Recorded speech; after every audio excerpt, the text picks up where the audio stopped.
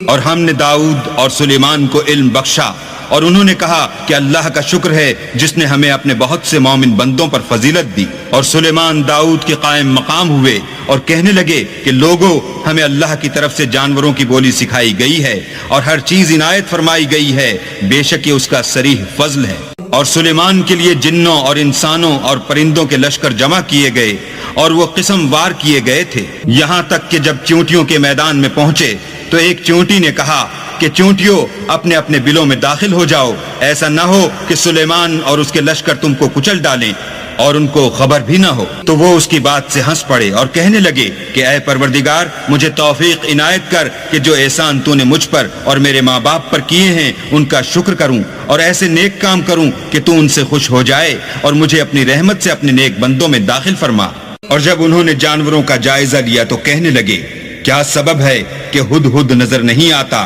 کیا کہیں غائب ہو گیا ہے؟ میں اسے سخت سزا دوں گا یا ذبح کر ڈالوں گا یا میرے سامنے اپنی بے قصوری کی دلیل صریح پیش کرے۔ ابھی تھوڑی ہی دیر ہوئی تھی کہ ہدہد موجود ہوا اور کہنے لگا کہ مجھے ایک ایسی چیز معلوم ہوئی ہے جس کی آپ کو خبر نہیں، اور میں آپ کے پاس شہر سبا سے ایک یقینی خبر لے کر آیا ہوں۔ ابھی تھوڑی ہی دیر ہوئی تھی کہ ہدہد موجود ہوا اور کہنے لگا کہ مجھے ایک ایسی چیز معلوم ہوئی ہے جس کی آپ کو خبر نہیں، اور میں آپ کے پاس شہر سبا سے ایک یقینی خبر لے کر آیا ہوں۔ میں نے ایک عورت دیکھی کہ ان لوگوں پر بادشاہت کرتی ہے اور ہر چیز اسے میسر ہے اور اس کا ایک بڑا تخت ہے۔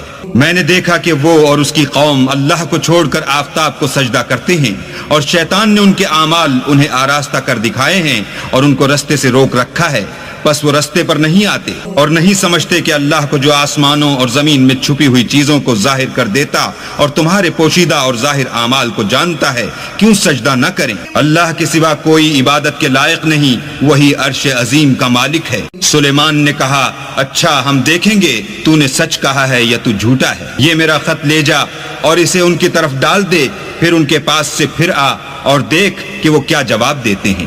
ملکہ نے کہا کہ دربار والو، میری طرف ایک نامہ گرامی ڈالا گیا ہے، وہ سلیمان کی طرف سے ہے، اور مضمون یہ ہے کہ شروع اللہ کا نام لے کر جو بڑا مہربان نہایت رحم والا ہے، بعد اس کے یہ کہ مجھ سے سرکشی نہ کرو اور مطیع و منقاد ہو کر میرے پاس چلے آؤ۔ خط سنا کر کہنے لگی کہ اے اہل دربار، میرے اس معاملے میں مجھے مشورہ دو، جب تک تم حاضر نہ ہو اور صلاح نہ دو میں کسی کام کو فیصل کرنے والی نہیں۔ وہ بولے کہ ہم بڑے زوراور اور سخت جنگجو ہیں اور حکم آپ کے اختیار ہے، تو جو حکم دیجیے گا اس کے معال پر نظر کر لیجیے گا۔ اس نے کہا کہ بادشاہ جب کسی شہر میں داخل ہوتے ہیں تو اس کو تباہ کر دیتے ہیں اور وہاں کے عزت والوں کو ذلیل کر دیا کرتے ہیں، اور اسی طرح یہ بھی کریں گے، اور میں ان کی طرف کچھ تحفہ بھیجتی ہوں اور دیکھتی ہوں کہ قاصد کیا جواب لاتے ہیں۔ جب قاصد سلیمان کے پاس پہنچا تو سلیمان نے کہا، کیا تم مجھے مال سے مدد دینا چاہتے ہو؟ جو کچھ اللہ نے مجھے عطا فرمایا ہے وہ اس سے بہتر ہے جو تمہیں دیا ہے۔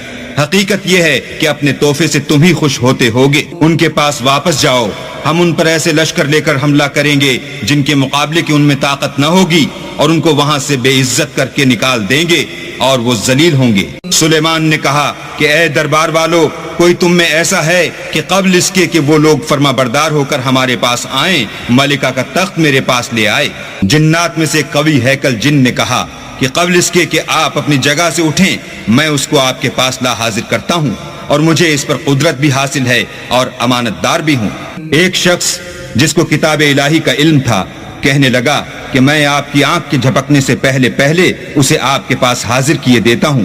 جب سلیمان نے تخت کو اپنے پاس رکھا ہوا دیکھا تو کہا کہ یہ میرے پروردگار کا فضل ہے تاکہ مجھے آزمائے کہ میں شکر کرتا ہوں یا کفران نعمت کرتا ہوں، اور جو شکر کرتا ہے تو اپنے ہی فائدے کے لیے شکر کرتا ہے، اور جو ناشکری کرتا ہے تو میرا پروردگار بے پرواہ اور کرم کرنے والا ہے۔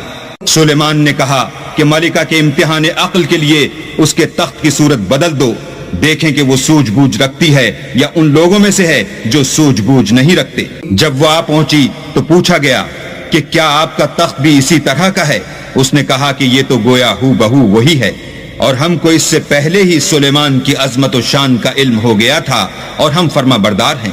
اور وہ جو اللہ کے سوا اور کی پرستش کرتی تھی، سلیمان نے اس کو اس سے منع کیا اس سے پہلے تو وہ کافروں میں سے تھی۔ پھر اس سے کہا گیا کہ محل میں چلیے۔ جب اس نے اس کے فرش کو دیکھا تو اسے پانی کا حوض سمجھا اور کپڑا اٹھا کر اپنی پنڈلیاں کھول دی۔ سلیمان نے کہا یہ ایسا محل ہے جس کے نیچے بھی شیشے جڑے ہوئے ہیں۔ وہ بول اٹھی کہ پروردگار، میں اپنے آپ پر ظلم کرتی رہی تھی اور اب میں سلیمان کے ہاتھ پر اللہ رب العالمین پر ایمان لاتی ہوں۔